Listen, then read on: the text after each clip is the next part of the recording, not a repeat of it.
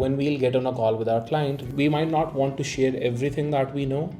because we feel कि अगर हम उसको सब कुछ बता देंगे तो they might do it themselves, right? They can, yes, but at the same time you need to understand 2-3 things that are very important for thing. Very first one is कि when you explain yourself and when you tell them the steps that they are unaware of, they get to see कि भाई ये बंदा expert है. They get to see कि okay, this guy knows कि भाई मुझे क्या चाहिए. So that's step 1. Step 2 is कि deep down, it's not like obviously legally, but at the same time unconsciously they owe you this because they know कि यार इस बंदे ने मुझे वो बात बताई थी that I did not know, या ये बंदे को वो चीज़ें पता है जो इसने मुझे एजुकेट किया है, and later on if I would work with him तो ये मुझे मज़ीद एजुकेट कर सकता है.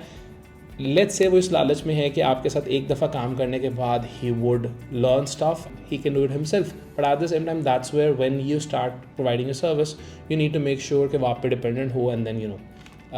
he always comes to you. And third and most important thing is कि आप एक criteria set कर देते हैं for him to judge others on that scale without them knowing. So if he is talking to let's say some other people as well, but at the same time he in his mind knows कि भाई मुझे हमज़ा ने ये सारी चीज़ें share की थी, Hamza explained this to me and Hamza tried to educate me on these things. If the other person is just trying to sell him कि भाई मैं ये भी कर दूँगा वो भी कर दूँगा, ऐसे हो जाएगा वैसे हो जाएगा, he is not getting the same value out of that person, and that's where you win. That's where you close that client because now he somewhat owes you and he understands if he's going to work with you, he will get the value out of it.